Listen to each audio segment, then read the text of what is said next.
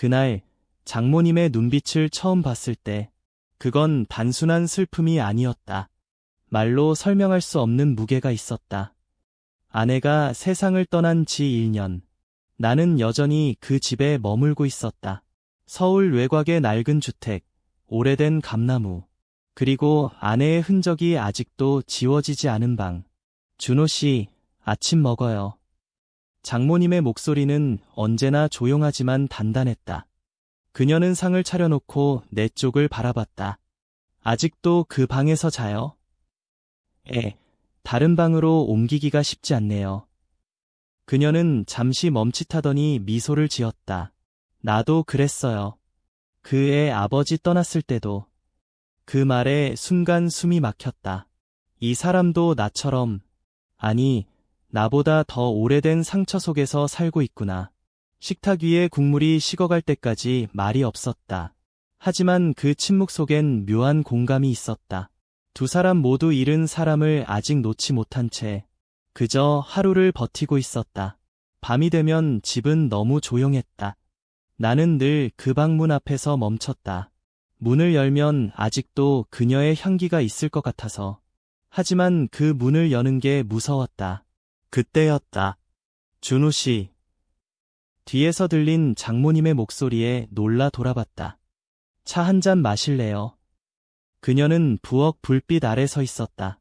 머리를 단정히 묶었지만 눈가엔 피로가 깊게 내려앉아 있었다.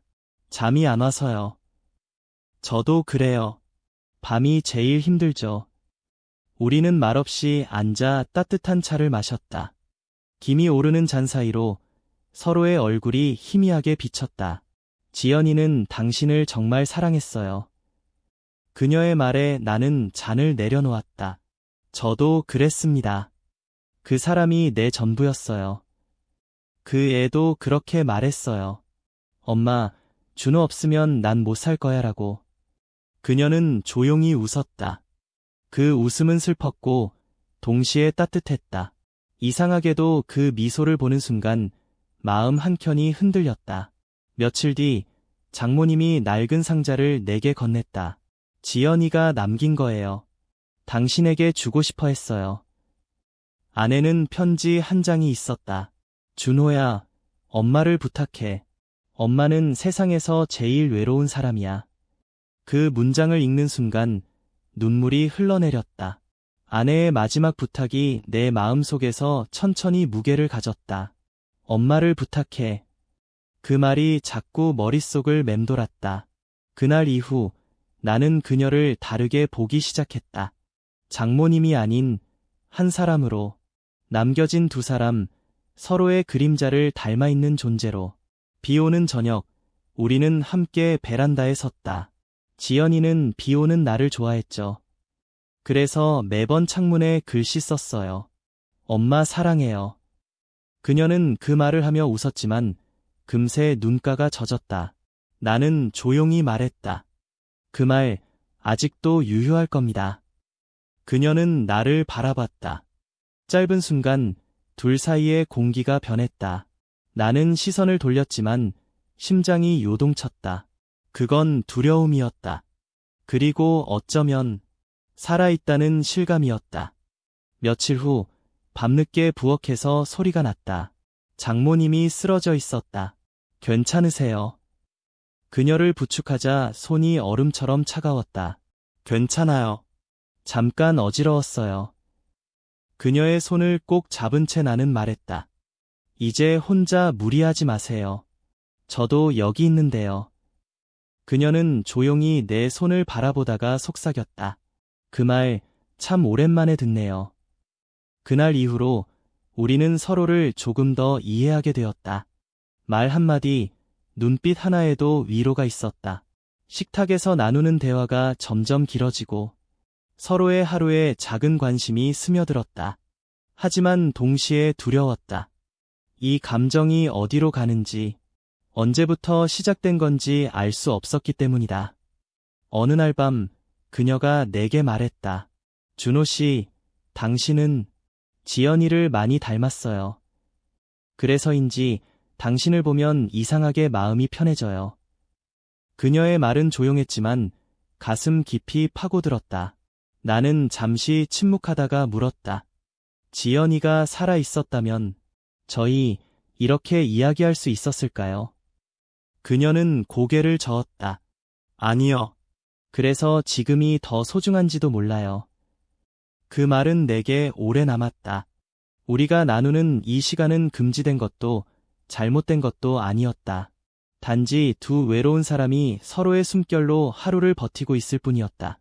그날 밤 나는 방으로 돌아오며 스스로에게 물었다. 이건 연민일까? 아니면 또 다른 시작일까?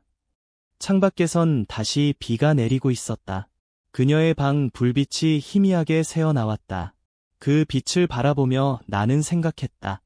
지연아, 내가 남긴 부탁이 이렇게 무겁고도 따뜻할 줄 몰랐어. 비 소리에 섞여 들려오는 장모님의 발소리. 그 소리가 이상하게도 마음을 안정시켰다. 그리고 그날 새벽, 나는 처음으로 깨달았다. 이 집에 아직도 남아있는 온기. 그건 사라진 사랑의 그림자가 아니라 새로운 관계의 시작일지도 모른다는 걸. 그날 이후 우리 사이는 조금씩 변해갔다. 말로는 설명하기 어렵지만 눈빛 하나, 숨결 하나에 미묘한 온기가 깃들기 시작했다. 장모님은 여전히 단정했다. 늘 아침 일찍 일어나 정원을 돌고 차를 끓였다. 그러나 예전보다 더 자주 나를 부르기 시작했다. 준호 씨, 이 화분 좀 옮겨줄래요? 네, 어디로요? 창가 쪽이 좋아요. 햇살이 닿는 데가 따뜻하잖아요. 그녀는 그렇게 말하며 웃었다. 그 미소는 예전보다 부드러웠고 나는 그 미소를 볼 때마다 이상하게 마음이 진정되었다. 하지만 동시에 두려웠다. 내가 느끼는 감정이 감사인지 아니면 그리움의 대체물인지 알 수 없었기 때문이다. 어느 날 나는 장모님 방 앞에서 멈췄다. 문이 조금 열려 있었다. 안에서는 낯익은 목소리가 들렸다. 지연아, 오늘도 잘 있지? 그녀는 딸의 사진 앞에 앉아 있었다. 손끝으로 액자를 닦으며 아주 조용히 말했다. 엄마는 아직 괜찮아. 준호 씨가 있어서. 그 말을 듣는 순간 내 가슴이 이상하게 먹먹해졌다. 그녀가 내 존재를 의지로 느낀다는 게 왜 이렇게 슬프고 따뜻하게 들렸을까? 나는 조용히 방을 떠났다. 그리고 그날 밤 잠을 이루지 못했다. 며칠 후 우리는 함께 장을 보러 나갔다. 가을 햇살이 부드럽게 내리쬐는 날이었다. 요즘은 밖에 나가면 꼭 사람들이 묻더라고요. 아드님이에요. 라고. 그녀는 웃으며 말했다. 그래서 뭐라고 하세요? 그냥 웃어요. 틀린 말도 아니니까. 그녀의 말에 순간 숨이 막혔다. 농담처럼 들렸지만 그 말엔 묘한 진심이 있었다. 집으로 돌아오는 길. 차 안은 조용했다. 라디오에서 흘러나오는 옛 노래가 묘하게 두 사람의 마음을 묶어두었다. 준호 씨. 네. 혹시 다시 누군가를 만날 생각은 해봤어요? 아직은요. 그럴 용기도 이유도 없어요. 그래요. 그럴 줄 알았어요. 그녀는 창밖을 바라보았다. 햇살에 비친 옆모습이 이상하리만큼 쓸쓸해 보였다. 그날 밤, 장모님은 내게 오래된 사진 한 장을 보여줬다. 젊은 시절의 그녀와 웃고 있는 한 남자. 지연이 아빠예요. 우린 서로를 사랑했지만 끝내 행복하지 못했어요.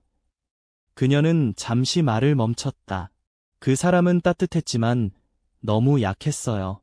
나는 그 약함을 이해하지 못했고 그녀의 목소리가 떨렸다. 그래서 지연이에게만 모든 걸 걸었죠. 그녀의 말은 마치 고백 같았다. 그리고 그 고백은 내 마음에 깊은 자국을 남겼다. 나는 조용히 물었다. 그럼 지금은요? 지금은. 그녀는 잠시 눈을 감았다. 이제는 누군가의 약함이 꼭 나쁜 것만은 아니라는 걸 알아요. 그녀의 눈빛이 내게 머물렀다. 그 순간 시간은 멈춘 듯했다. 심장이 조용히 울렸다. 나는 고개를 돌렸다. 그러나 그 눈빛이 오래 남았다. 며칠 뒤, 그녀는 감기에 걸렸다. 몸이 약해진 탓인지 며칠 내내 기침이 이어졌다. 나는 퇴근 후 곧장 약국에 들러 약을 샀다. 이거 따뜻하게 드세요. 고마워요. 이렇게까지 안 해도 되는데. 이제는 가족이잖아요. 그 말에 그녀는 잠시 멈췄다. 그리고 조용히 말했다. 그래요. 가족이죠. 하지만 이상하게 그 말이 슬프네요.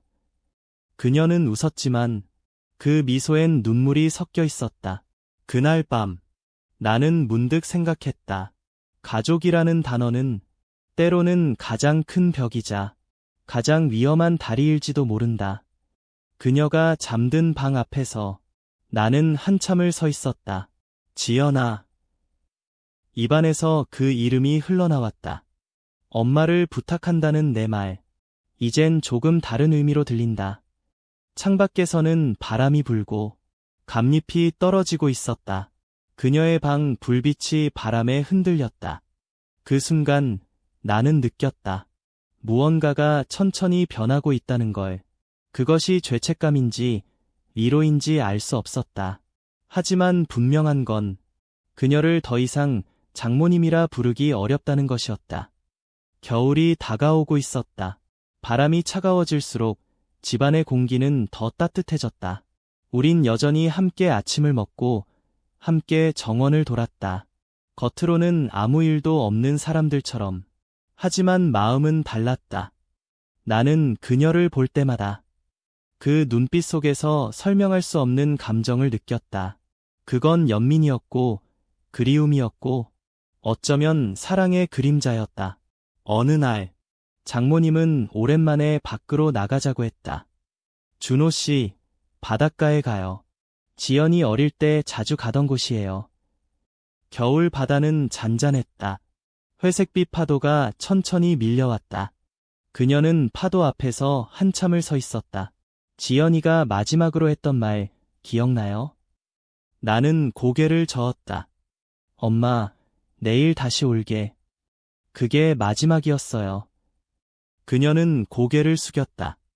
나는 그 약속을 아직도 기다리고 있어요. 그 말에 나는 아무 대답도 하지 못했다. 바람이 세차게 불었고 그녀의 머리카락이 내 얼굴에 스쳤다. 순간 숨이 멎는 것 같았다. 나는 손을 뻗었다가 이내 멈췄다. 그녀는 고개를 들었다. 준호 씨. 네. 당신은 정말 착한 사람이에요. 그게 더 아파요. 그녀의 눈빛엔 수많은 감정이 스쳐 지나갔다. 나는 시선을 돌릴 수 없었다. 그 안엔 나를 보는 눈빛이 아니라 어쩌면 자신을 용서하고 싶은 여자의 눈빛이 있었다. 집으로 돌아오는 길. 차 안은 조용했다. 라디오에서는 옛 노래가 흘러나왔고 그 가사 한 줄이 유난히 크게 들렸다. 사랑은 때로 남겨진 사람의 용기다. 그날 밤 그녀는 내게 물었다. 준호 씨, 우리 잘 살고 있는 걸까요? 나는 잠시 생각했다. 적어도 서로 덜 외롭게 살고 있잖아요. 그녀는 조용히 고개를 끄덕였다. 그래요. 덜 외롭다는 건 감사한 일이에요. 잠시 침묵이 흘렀다. 그리고 그녀가 말했다. 하지만 그게 오래가진 않겠죠. 사람들은 결국 제자리로 돌아가야 하니까. 그 말은 마치 마지막 인사처럼 들렸다. 나는 그날 밤 한참을 잠 못 들었다. 며칠 뒤 그녀가 내게 봉투 하나를 내밀었다. 이건 내 사직서예요. 사직서요. 학교 그만두려고요. 이제는 좀 쉬고 싶어요. 그리고 이 집도 팔 생각이에요. 나는 놀라 물었다. 왜요? 갑자기 왜요? 그녀는 미소 지었다. 지연이도 당신도 이제 나 없이도 괜찮을 것 같아서요. 그 말은 칼날처럼 내 마음을 베었다. 전 괜찮지 않습니다. 내 목소리가 떨렸다. 이 집에, 이 시간에 장모님이 없으면 저는 아무것도 아닙니다. 그녀는 잠시 나를 바라보다 고개를 숙였다. 그 말 하지 말아요. 왜요? 그건 우리 둘 다 힘들어져요. 나는 그제야 깨달았다. 우리가 나누는 모든 순간이 이미 너무 깊어져 있었다는 걸. 그날 밤 그녀는 내게 따뜻한 차를 내왔다. 마지막으로 우리 이렇게 마주 앉아 있을까요? 그녀의 말에 나는 아무 대답도 하지 못했다. 차향이 은은하게 퍼졌다. 그녀는 손을 모으고 조용히 말했다. 준호 씨, 나는요. 그날 이후 처음으로 누군가와 웃을 수 있었어요. 그게 당신이었어요. 그녀는 내 눈을 바라봤다. 그 사실만으로도 고마워요. 나는 손을 내밀었지만 그녀는 천천히 뒤로 물러섰다. 이제 그만요. 이 이상은 지연이에게 미안하잖아요. 그녀는 그렇게 말하며 웃었다. 그 웃음은 너무나 슬펐다. 나는 아무 말도 할 수 없었다. 그녀가 방으로 들어가고 문이 닫히는 소리가 들렸다. 그리고 그 문이 닫히는 소리와 함께 무언가 내 안에서 무너졌다. 그날 밤 나는 창밖을 바라보며 혼잣말했다. 지연아, 엄마가 웃을 수 있게 해준 게 죄라면 그 죄는 내가 짊어질게. 새벽이 다가오고 있었다. 그녀의 방 불빛은 꺼져 있었다. 하지만 나는 여전히 그 문 앞에 서 있었다. 그날 이후 우리는 아무 말도 하지 않았다. 그녀는 여전히 같은 집에 있었지만 마치 다른 시간 속에 사는 사람처럼 느껴졌다. 서로를 피했지만 그 피함 속에도 이상한 끌림이 있었다. 그건 미련이 아니라 아직 끝내지 못한 이야기였다. 눈이 내리던 날이었다. 그녀는 그날따라 일찍 일어났다. 부엌에서 들려오는 찻잔 소리, 그 소리가 이상하게 낯설게 들렸다. 준호 씨, 오늘은 감이 다 익었어요. 따서 잼으로 만들면 좋을 것 같아요. 그녀는 감나무를 바라보며 미소 지었다. 그 미소가 유난히 평온해 보였다. 나는 함께 마당으로 나갔다. 차가운 공기 속에서도 그녀의 손끝은 따뜻했다. 이 나무, 지연이가 어릴 때 직접 심었어요. 그래서 매년 이맘때면 감을 따셨군요. 근데 올해는 이상하게 마지막일 것 같은 기분이에요. 나는 그 말이 싫었다. 그런 말 하지 마세요. 그녀는 나를 보며 부드럽게 웃었다. 괜찮아요. 사람은 언젠가 다 제자리로 돌아가야 하니까. 그날 저녁, 우리는 감잼을 끓였다. 끓는 냄비에서 달콤한 향이 퍼졌고, 그녀는 조용히 말했다. 이 냄새, 지연이가 참 좋아했는데. 나는 대답하지 못했다. 대신 숟가락을 들고 잼을 저었다. 그녀의 옆모습이 불빛에 물들어 있었다. 준호 씨. 네. 나는 당신이 있어서 참 다행이었어요. 그녀의 말은 조용했지만 분명했다. 그 덕분에 다시 사람다운 마음으로 살았어요. 나는 목이 메었다. 저도요. 장모님 덕분에 버틸 수 있었어요. 그녀는 고개를 저었다. 이제 됐어요. 당신은 앞으로 가야 해요. 난 여기서 멈출게요. 그녀는 창밖을 바라보았다. 눈발이 점점 굵어지고 있었다. 그녀의 눈빛은 어딘가 멀리 향하고 있었다. 며칠 뒤, 아침에 일어나 부엌으로 나가니 그녀가 보이지 않았다. 책상 위엔 편지 한 통이 있었다. 준호 씨, 이제 나도 내 자리로 돌아가려 해요. 지연이 곁으로. 당신이 나를 사람으로 만들어줬어요. 고마워요. 그리고 미안해요. 당신을 더 좋아하기 전에 떠나서 다행이에요. 손이 떨렸다. 창밖엔 여전히 눈이 내리고 있었다. 그날 저녁, 나는 감나무 아래 서 있었다. 눈이 소복이 쌓여 있었고, 그녀가 따던 감 몇 개가 아직 가지에 매달려 있었다. 그녀는 아무 말 없이 사라졌다. 주소도 행선지도 남기지 않았다. 그저 모든 게 자연스럽게 흩어져 버린 듯했다. 시간이 흘러 봄이 왔다. 나는 여전히 그 집에 남아 있었다. 감나무엔 새싹이 돋고 마당엔 새소리가 들렸다. 어느 날 우편함에 작은 소포 하나가 도착했다. 보낸 사람, 이름 없음. 그 안엔 작은 병 하나가 들어 있었다.